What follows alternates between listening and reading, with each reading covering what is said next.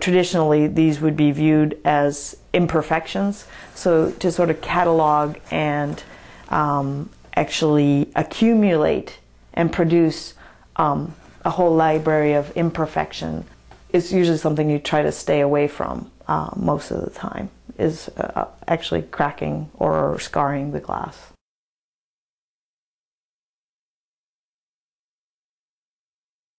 I'm actually looking to using different materials, metal, ceramics, graphite, even actual cloth, in terms of giving a specific shock to the glass, an actual thermic shock causing breakdown. At what point does it sort of lose integrity, meaning that it cracks or breaks down? Within the process of forming glass from the beginning, where it's molten, you are actually putting it through a series of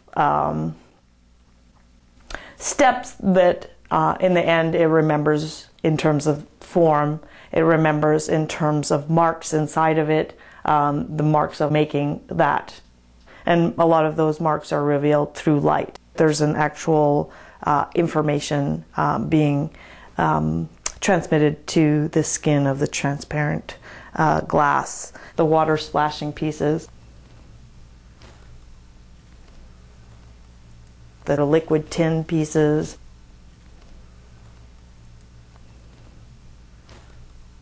and then with this sort of gap or fracture section of the library, this one being done with the graphite.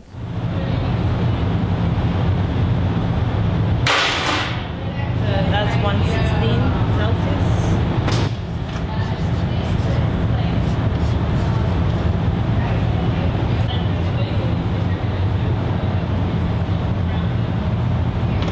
Thinking of this as subjecting the material to stress and making that relationship to the body, to the human body, and how we accumulate stress. Whether it's disease or imperfection, it is about cataloging that information. It is about being objective. So to actually, as seriously as we have treated medicine in terms of understanding disease, I'm looking at this in the same kind of categorical way and hoping that that link, that metaphor to how our own bodies actually record that stress is made. And once again, going from this material that's transparent and barely there, is really difficult to know how stress or how other, how even psychology is affecting us.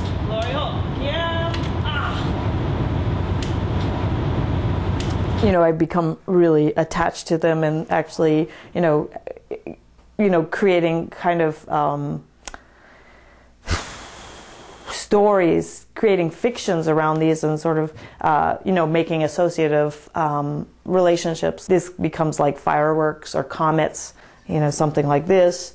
These are sort of like worms.